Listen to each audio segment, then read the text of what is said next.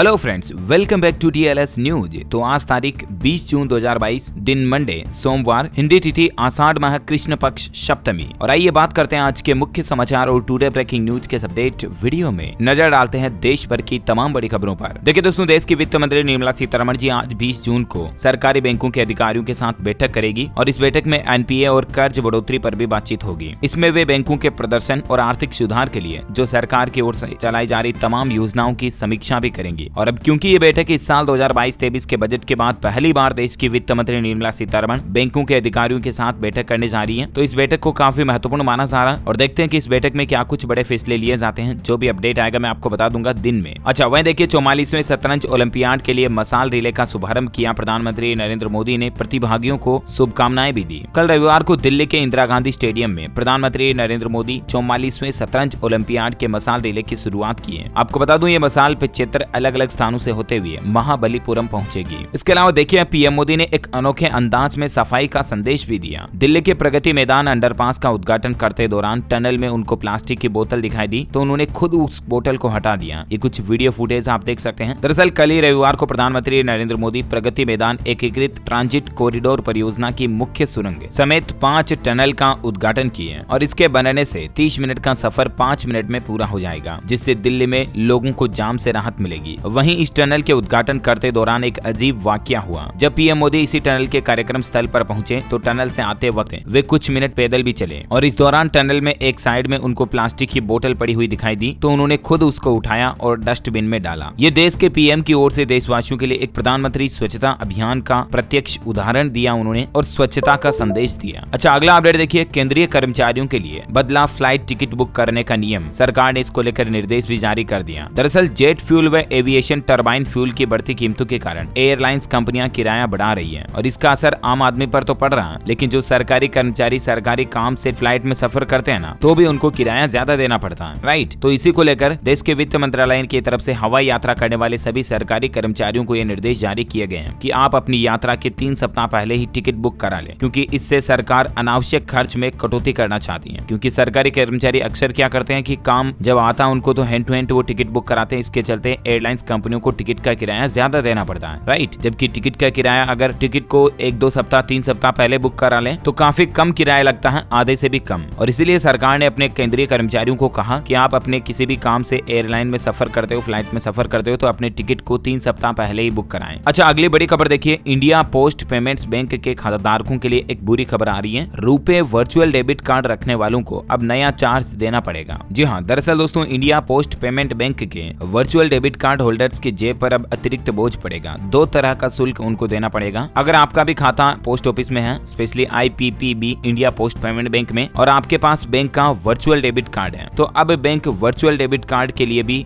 Annual maintenance और री insurance charges का भुगतान लेगा। और इसके लिए उपभोक्ताओं को 25-25 रुपए का भुगतान दोनों चार्जेस के लिए करना पड़ेगा। और ये नया शुल्क अगले महीने की 15 जुलाई 2022 से ही लागू हो जाएगा। वर्चुअल डेबिट कार्ड क्या होता है तो आपको बता दूं, कई बार हमारे पास अगर फिजिकल डेबिट कार्ड नहीं होता ना, तो हम ऑनलाइन ही नेट बैंकिंग के जरिए भी वर्चुअल डेबिट कार्ड जनरेट कर सकते हैं, राइट। मतलब ये एक तरह का फिजिकल नहीं बल्कि डिजिटल डेबिट कार्ड होता है और उसी के लिए अब आपको ये चार्जेस पे करने पड़ेंगे। अच्छा, अगला अपडेट देखिए दोस्तों, उत्तर प्रदेश के मुख्यमंत्री योगी आदित्यनाथ ने इस तरह का संकेत दिया है कि यूपी में आजमगढ़ का नाम बदलकर अब आर्यमगढ़ हो सकता है। ऐसी मीडिया रिपोर्ट्स आ रही है। वही देखिए कल ही बिहार में एक हवाई दुर्घटना होते होते टल गई। भगवान का, ईश्वर का, गॉड का शुक्र रहा कि यहाँ हादसा नहीं हुआ। देखिए आप पक्षी के टकराने से फ्लाइट का इंजन जल चुका था। बिहार पटना से ये विमान उड़ान भरता है और उड़ान भरते ही इस विमान के इंजन में आग लग जाती है। 22 मिनट तक विमान में बैठे 185 यात्री हवा में ही लटके रहे। कई यात्रियों का यह कहना है कि उनकी जान सांसों में अटक गई थी। मतलब हादसा इतना गंभीर होता कि एक भी यात्री शायद बच नहीं पाता अगर ये विमान क्रैश हो जाता तो। लेकिन बड़ा हादसा टल गया। स्पाइस जेट के विमान के इंजन में आग लगी थी। हालांकि बड़ी अच्छी बात है कि सभी के सभी 185 यात्री सुरक्षित हैं। एक भी यात्री घायल भी नहीं हुआ। पायलट और विमान के जो क्रू मेंबर थे उन्होंने अपनी सूझबूझ के साथ विमान को वापस सेफ लैंडिंग करवा दिया। आपातकाल लैंडिंग करवाई गई। विमान में इंजन में आग लगने के बावजूद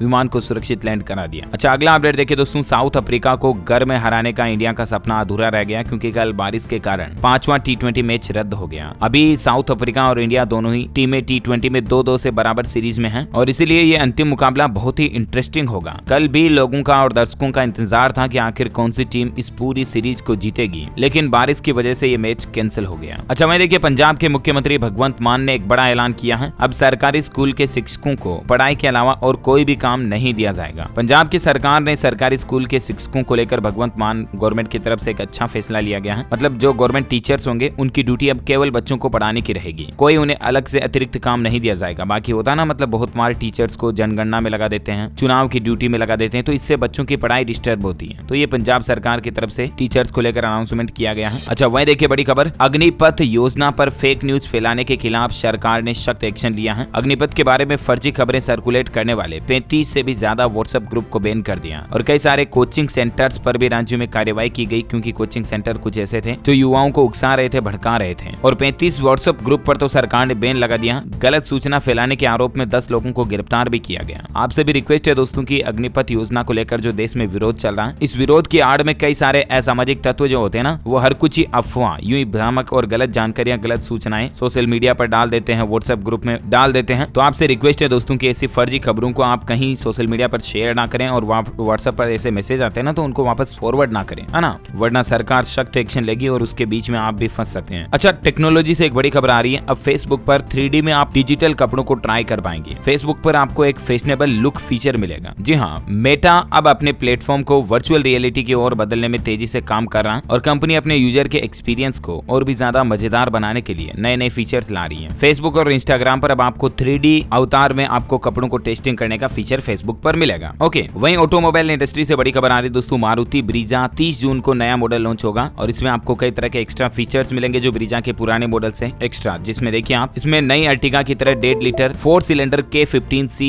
डुअल जेट पेट्रोल इंजन आपको देखने को मिलेगा। ये इंजन पुराने 4 speed torque converter automatic gear box को बदलकर नई 6 स्पीड ऑटोमेटिक यूनिट के साथ भी आएगा। और भी ज्यादा डिटेल्स आप देख सकते हैं, इसमें कई सारे सेफ्टी फीचर्स भी जोड़े गए हैं। सेफ्टी बढ़ाने के लिए electronic stability control, hill hold assist, tyre pressure monitoring system, 6 airbag के साथ इस मॉडल को कंपनी उतारने जा रही है। हालांकि ये सब फीचर्स आपको सिर्फ टॉप मॉडल में ही देखने मिलेंगे। अच्छा, वहीं देखिए आज दिल्ली के मुख्यमंत्री अरविंद केजरीवाल 20 जून को पंजाब के संगरूर में अपना रोड शो आयोजित करेंगे और 23 जून को पंजाब में चुनाव भी होंगे। पंजाब के संगरूर में लोकसभा उपचुनाव के लिए 23 जून को मतदान भी होना है। तो ऐसे में चुनाव प्रचार प्रसार के लिए आज दिल्ली के सीएम अरविंद केजरीवाल पंजाब दौरे पर जाएंगे और वहां रोड शो करेंगे। दिल्ली की बात हो रही तो मैं आपको एक और अपडेट बता दूं, दिल्ली में प्लास्टिक के इस्तेमाल पर 1 जुलाई से सख्त प्रतिबंध लग जाएगा। इन 19 सामानों की बिक्री और मैन्युफैक्चरिंग पर भी रोक रहेगी। दरअसल दिल्ली सरकार ने अब तो नोटिस भी जारी कर दिया और लिस्ट भी जारी कर दी है। 1 जुलाई से ही सिंगल यूज प्लास्टिक को पूरी तरह से प्रतिबंध लगाने का ऐलान कर दिया गया है। सरकार के द्वारा जारी नोटिफिकेशन के मुताबिक अगले महीने की पहली तारीख यानी 1 जुलाई से कौन कौन सी चीजें बैन हो जाएगी। कैंडी स्टिक जो प्लास्टिक की आती हैं, प्लास्टिक के कप, प्लेट, कटलरी आइटम सहित टोटल 19 चीजों की मैन्युफैक्चरिंग, एक्सपोर्ट, स्टॉकिंग, डिस्ट्रीब्यूशन, बिक्री, इस्तेमाल पर पूरी तरह से रोक लगा दी जाएगी। ऐसा plastic waste management amendment rule 2021 के तहत किया जाएगा। दिल्ली सरकार दिल्ली में एयर पोल्यूशन यानी हवा प्रदूषण से बहुत ज्यादा परेशान है ऑलरेडी और इसी पर रोक लगाने के लिए दिल्ली सरकार की तरफ से ये कदम उठाया जा रहा है। अच्छा दोस्तों, अग्निपथ योजना को लेकर कुछ अपडेट देखिए आप। राजस्थान मंत्री परिषद ने अग्निपथ योजना को निरस्त करने का प्रस्ताव भी पारित कर दिया है, ऐसी मीडिया रिपोर्ट्स आ रही हैं। वहीं देखिए कि आखिर क्यों पड़ी अग्निपथ योजना की जरूरत है। सैन्य अधिकारियों ने इसका जवाब भी दिया है। प्रेस कॉन्फ्रेंस के दौरान सेना के प्रमुख बड़े अधिकारियों ने ये बात बताई है कि आखिर अग्निपथ योजना की जरूरत क्यों पड़ी, सरकार ने क्यों पुराने सेना के भर्ती सिस्टम को हटाया। तो इसके पीछे अधिकारियों का यह कहना है कि एक तो हमारे सेना की जो एवरेज उम्र, औसत उम्र अभी 32 साल है, जिसको 26 साल पर लाना हमारा लक्ष्य है। इंडियन आर्मी के अधिकारियों का यह मानना है कि इंडियन आर्मी में ज्यादा से ज्यादा युवा जुड़े जो जोश के साथ, बड़ी हिम्मत के साथ काम कर सके। इसके अलावा सेना में टेक्नोलॉजी को बढ़ाने के लिए भी युवाओं की ज्यादा जरूरत है। अभी हमारे सेना के अंदर एवरेज उम्र 32 साल है लोगों की, जिसको कम करके 26 साल पर लाना भी हमारा लक्ष्य है। कुल मिलाकर के आर्मी में ज्यादा से ज्यादा युवा रहे, फौज में ज्यादा से ज्यादा युवा सैनिक रहे, इसलिए सरकार अग्निपथ योजना लॉन्च की है। और सैन्य अधिकारियों का यह कहना है कि काफी समय तक इस योजना पर विचार विमर्श किया गया और उसके बाद इसको लॉन्च किया गया। इस योजना को अभी कैंसिल करने का सरकार का कोई प्लान नहीं है। वहीं देखिए तीनों सेनाओं के प्रमुखों ने एक बड़ा बयान ये भी दिया कि सारी भर्तियां आर्मी में अब अग्निपथ योजना से ही होंगी और ये स्कीम वापस नहीं ली जाएगी किसी भी कंडीशन पर। और कल तो एयरफोर्स की तरफ से अग्निपथ योजना में पहली भर्ती का नोटिफिकेशन भी जारी कर दिया, जहां एक तरफ अग्निपथ योजना को लेकर देश भर में युवाओं में आक्रोश और विरोध देखने को मिल रहा है और अग्निवीरों पर घमासान के बीच 24 जून से ही एयरफोर्स में भर्ती शुरू होगी। सेना का ये भी बयान आया तो सियासत में और भी ज्यादा उबाल देखा गया। एयरफोर्स की तरफ से कल ही अग्निपथ योजना को लेकर नई गाइडलाइंस जारी कर दी गई है, जिसके बारे में मैंने आपको डिटेल जानकारी कल ही DLS न्यूज के ऊपर बताई भी थी कि 4 साल पूरे किए बिना जॉब नहीं छोड़ सकेंगे, साल में 30 दिन की छुट्टी मिलेगी और भी अग्निपथ योजना से संबंधित संबंधित सारी डिटेल्स गाइडलाइंस अगर आप जानना चाहते हैं तो आप हमारे चैनल DLS न्यूज के ऊपर जाकर के इस वीडियो को देख लीजिएगा। वायुसेना की रजिस्ट्रेशन प्रक्रिया भी 24 जून से शुरू हो जाएगी और खबर आ रही दोस्तों की नौसेना भी 25 जून तक व्यापक दिशा निर्देश जारी कर देगी। वायुसेना की गाइडलाइंस तो ऑलरेडी आ ही चुकी हैं। 24 जून से ही अग्निवीरों के पहले बैच को लेने की प्रक्रिया शुरू हो जाएगी भारतीय वायुसेना के द्वारा और ये प्रक्रिया ऑनलाइन सिस्टम के माध्यम से होगी। ऑनलाइन रजिस्ट्रेशन शुरू हो जाएंगे 24 जून से। एक महीने बाद 24 जुलाई से फेज 1 की ऑनलाइन परीक्षाएं भी शुरू हो जाएगी। वहीं सैन्य मामलों के विभाग के अतिरिक्त सचिव लेफ्टिनेंट जनरल अरुण पुरी का कहना है कि अग्निवीरों को सियाचिन और अन्य क्षेत्रों जैसे क्षेत्रों में वही भत्ता और सुविधाएं मिलेगी जो वर्तमान में नियमित सैनिकों पर लागू होती हैं। सेवा शर्तों में उनके साथ कोई भी किसी भी तरह का भेदभाव नहीं किया जाएगा। जो मतलब अभी आर्मी के परमानेंट जवानों को, परमानेंट आर्मी के सैनिकों को फैसिलिटीज मिलती है ना, अग्निवीरों को भी 4 साल के दौरान वही सब फैसिलिटीज, वही अलाउंस, वही बेनिफिट्स और फायदे मिलेंगे। अग्निवीरों के साथ किसी भी तरह का भेदभाव नहीं किया जाएगा। और वायुसेना की रजिस्ट्रेशन प्रक्रिया 24 जून को आ जाएगी। ऑफिशियल वेबसाइट के बारे में मैं आपको बता दूंगा। वहीं कुछ आर्मी ऑफिसर का यह भी कहना है कि उपद्रवी नहीं बन सकेंगे अग्निवीर। भर्ती से पहले युवाओं का पुलिस वेरिफिकेशन होगा और अग्निपथ योजना वापस नहीं ली जाएगी। मतलब इस अग्निपथ योजना में जो विरोध कर रहे हैं, उपद्रव कर रहे हैं, उन युवाओं को अग्निपथ में एंट्री भी नहीं मिलेगी। रक्षा मंत्रालय बोला कि युवाओं को पहले शपथ पत्र देना होगा, उनका पुलिस वेरिफिकेशन किया जाएगा कि कहीं उन्होंने तो इस उपद्रव में हिस्सा नहीं लिया, कहीं उन्होंने तो कहीं तोड़फोड़ नहीं की, विरोध नहीं किया। जो भी युवा इस योजना का विरोध कर रहे हैं उन्हें अग्निपथ योजना में भी अब हिस्सा नहीं दिया जाएगा। इस योजना के तहत फॉर्म भरने वालों को इस बात का प्रमाण पत्र देना होगा कि उन्होंने किसी भी तरह के विरोध प्रदर्शन या आगजनी में भाग नहीं लिया है। यदि उनका नाम पुलिस FIR में आता है तो वे इस योजना के तहत फॉर्म भी नहीं भर पाएंगे। अग्निपथ योजना के विरोध में ऐसी भी मीडिया रिपोर्ट्स आ रही दोस्तों की भारत बंद का भी ऐलान किया गया है और मीडिया में ये खबर आने के बाद RPF भी हाई अलर्ट पर आ गई। GRPF वगैरह सभी पुलिस फोर्स अभी हाई अलर्ट पर और बड़ी सक्रियता के साथ अपनी जिम्मेदारियों को पूरी करने में लगी हुई है। ऐसी खबर आ रही दोस्तों की सोमवार 20 जून को भारत बंद रह सकता है। सोशल मीडिया पर जैसे ये मैसेज वायरल हुआ, प्रशासन की तरफ से सुरक्षाएं बढ़ा दी गई है। हालांकि अभी तक किसी भी संगठन ने इसकी ऑफिशियल रेस्पॉन्सिबिलिटी, जिम्मेदारी नहीं ली है। सिर्फ और सिर्फ ऐसी अटकलें और मीडिया रिपोर्ट्स आ रही हैं। बिहार में भी देख सकते हैं आपके 21 तक बिहार में जलाने की साजिश दिल्ली से प्लानिंग हो रही है। भास्कर ने एक स्टिंग में बड़ा खुलासा किया कि कोचिंग वाले युवाओं को वीडियो दिखाकर हिंसा के लिए भड़का रहे हैं और इसीलिए तो कई सारे कोचिंग चलाने वाले संचालकों को गिरफ्तार भी किया गया। राइट, तो प्लीज रिक्वेस्ट यही है कि युवा लोग भी जो विरोध कर रहे हैं वो तोड़फोड़ ना करें, शांतिपूर्वक प्रदर्शन करें और जो लोग ऐसा भड़काने का काम कर रहे हैं वो तो ऐसी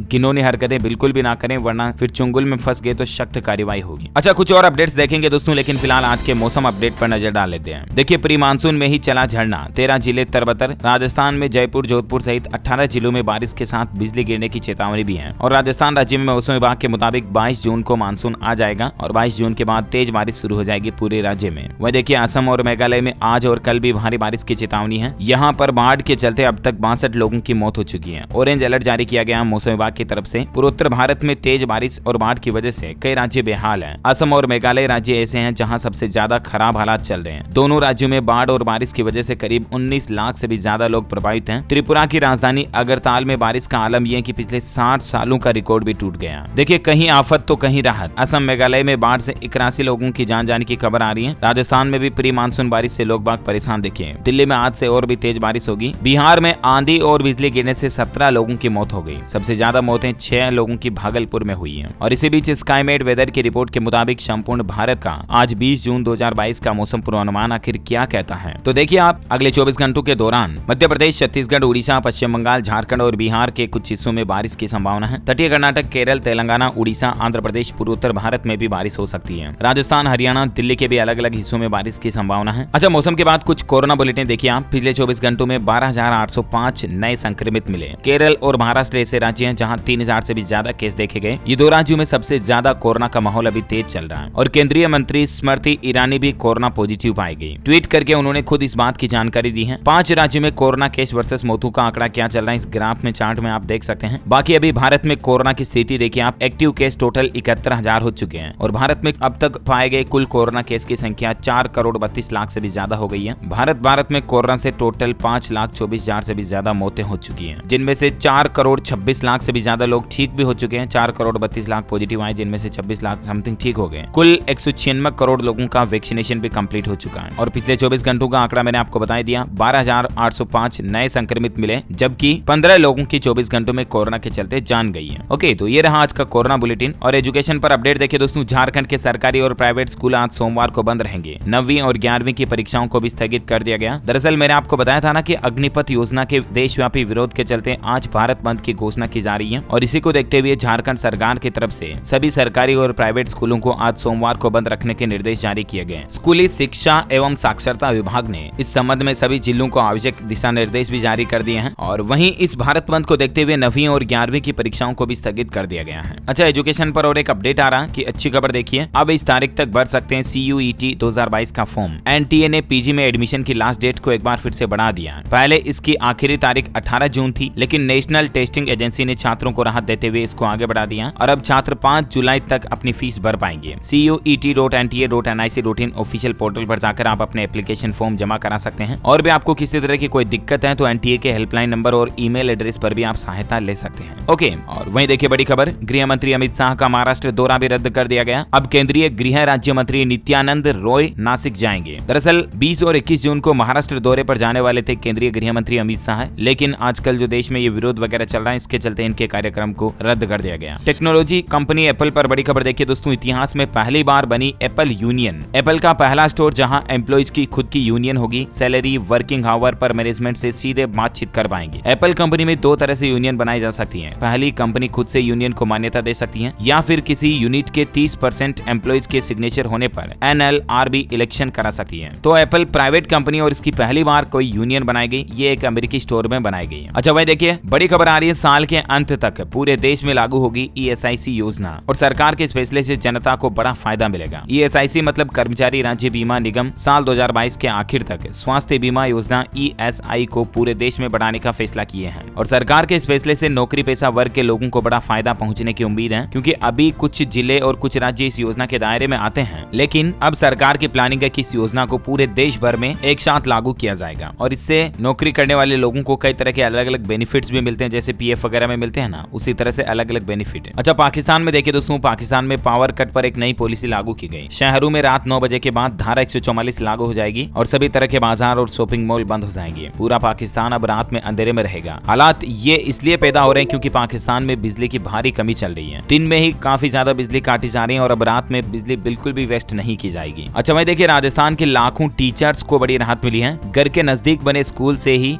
योग शिविर में शामिल हो सकेंगे। दरअसल राजस्थान में शिक्षा विभाग ने राज्य के लाखों टीचर्स को बड़ी राहत दी है। अब योग दिवस 21 जून के मौके पर टीचर्स अपने घर के नजदीक बने स्कूल से ही योग शिविर में शामिल हो सकेंगे, जबकि इससे पहले शिक्षा विभाग ने टीचर्स को जिस स्कूल में उनकी ड्यूटी दी थी वहीं पर शामिल होने का आदेश था, लेकिन अब योग दिवस के मौके पर वो अपने नजदीकी स्कूल पर ही शामिल हो पाएंगे। अच्छा, अगला अपडेट देखिए दोस्तों, साउथ इंडियन बैंक ने महंगा किया लोन, ब्याज दरों में 0.20% तक की बढ़ोतरी कर दी है। प्राइवेट सेक्टर का साउथ इंडियन बैंक है, इसने फंड्स बेस्ड लेंडिंग रेट्स के मार्जिनल कॉस्ट में 0.20% की बढ़ोतरी का ऐलान किया है। बैंक ने बताया कि आज 20 जून 2022 सोमवार से ही ये नई रेटें लागू हो जाएगी। ओके दोस्तों, तो इसी कड़ी में आज दिन भर की तमाम बड़ी खबरें, मुख्य समाचार, टुडे ब्रेकिंग न्यूज का अपडेट वीडियो यहीं फिनिश होता है। और हाँ, आप मुझे कमेंट करके बताइए दोस्तों कि हमारे देश के राष्ट्र ध्वज में जो बीच में चक्र होता है उस चक्र में कितनी तीलियां होती हैं, कमेंट करके बताइए। जो लोग इस सवाल का सही जवाब इस वीडियो के नीचे कमेंट में देंगे ना, वो रैंडमली सेलेक्ट होने पर आप हमारी DLS न्यूज टीम की तरफ से जीत सकते हैं एक शानदार सरप्राइज गिफ्ट, जो कि गिव अवे के रूप में आप तक पहुंचा दिया जाएगा। इसके साथ ही अगर आपको वीडियो अच्छा लगा तो इसे लाइक करना और शेयर भी करना अपने दोस्तों के साथ फेसबुक और व्हाट्सएप पर। हमारे चैनल DLS न्यूज को सब्सक्राइब करके बेल आइकन भी जरूर दबा दीजिएगा, ताकि आपको रोजाना के ताजा अपडेट्स और काम की खबरें तुरंत आपके मोबाइल पर मिलती रहेगी। Thank you, take care, goodbye, जय हिंद, जय भारत, वंदे